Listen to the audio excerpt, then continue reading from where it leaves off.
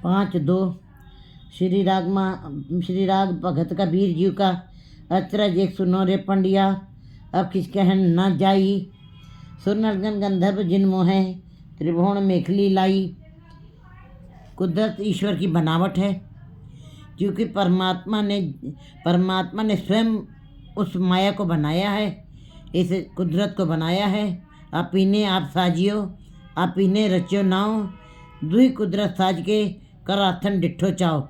उसने अपनी कुदरत भी उतनी सुंदर बनाई है जितना स्वयं सुंदर है। इसीलिए इसको उस कुदरत को देख करके, उसकी सुंदरता को देख करके, उसकी बनावट को देख करके ये संसार के जीव भी उसी के अंदर, उसी के मोह पाश में फंस गए हैं।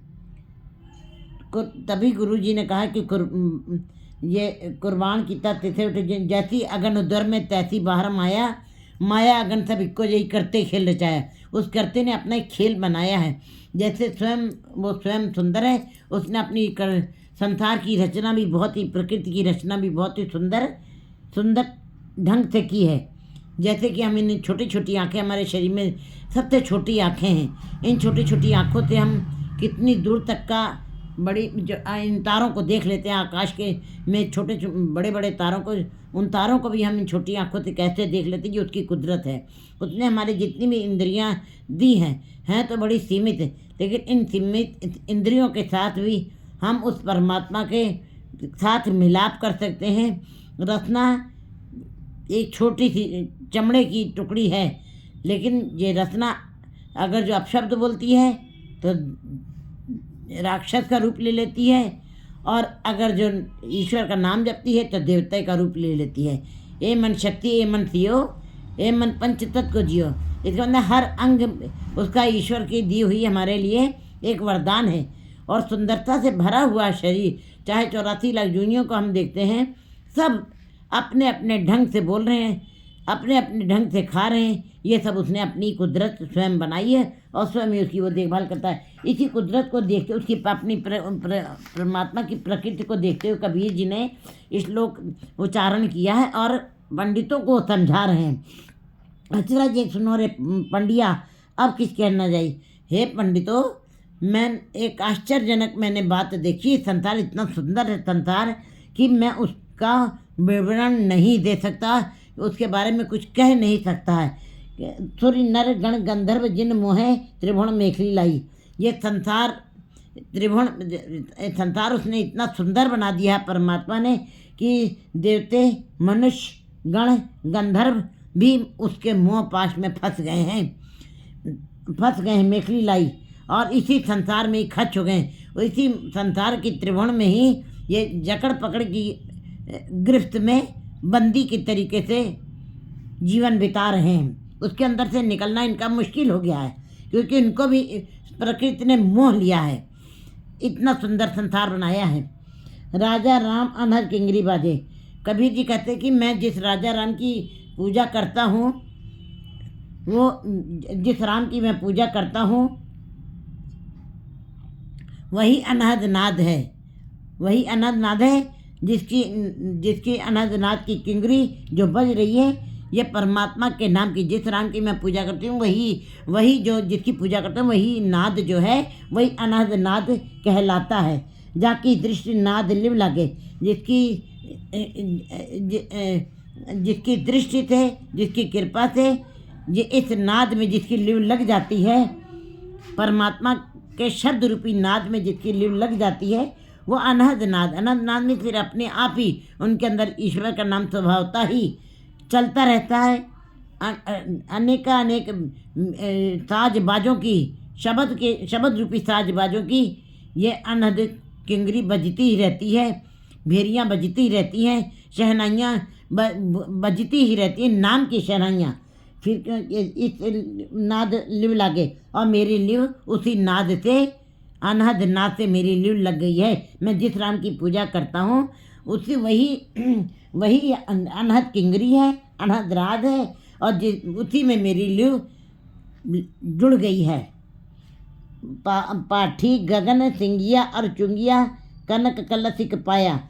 और ये मेरा ये गगन मस्तक जो है इसमें ये भट्टी बन गया है। भट्टी बन जिसके अंदर परमात्मा के नाम की मदिरा तैयार होनी है। सिंगिया और चिंगिया, और सिंगिया और चिंगिया सुषुम्ना नाड़ी और इड़ा पिंगला दोनों नाड़ी जो हैं ये नाड़ियाँ हैं, ये नलिकाएँ हैं जिसमें कनक कलश एक पाया, जिसके अंदर सोने का एक कलश, सोने का कलश मीन्स शुद्ध अंतःकरण का एक कलश अंदर हमारे अंदर पड़ा हुआ है। सोने का कलश मीन्स निर्मल कलश, हृदय का अंतःकरण निर्मल हो गया है। और तिस में तार चुआती निर्मल, रस में रसन चुआया। क्योंकि जब बाहर दूध और घी डालना है तो वो बर्तन का निर्मल होना बड़ा ज़रूरी है। तो जिस हृदय के अंदर परमात्मा के नाम का निर्मल रस पड़ना है वो भी कितना शुद्ध होना चाहिए, इसीलिए उसको कनक कलश कहा गया है। शुद्ध चमकदार कलश की संज्ञा दी है। जिसका हृदय कमल शुद्ध हो गया है, हृदय बर्तन शुद्ध हो गया है, उसको कनक कलश कहा गया है। इसी फिर ऐसे कलश के अंदर ही तिथ में तार चुएती निर्मल, उसके अंदर ही परमात्मा के नाम का अमृत रस चुएगा। क्योंकि निर्मल हो गया, निर्मल जन होए तो निर्मल जन घाले। जिसका अंतःकरण पूर्णतः निर्मल हो चुका है उसी के अंदर ये नाम का निर्मल रस चुएगा। रस में रसन चुआया। और जब जीव नाम में लीन होता है उस रस में उसका स्वाद आता है, उसका उसने स्वाद चखा है और उसका स्वाद वो मान रहा है, अंदर ही अंदर उसका स्वाद ले रहा है।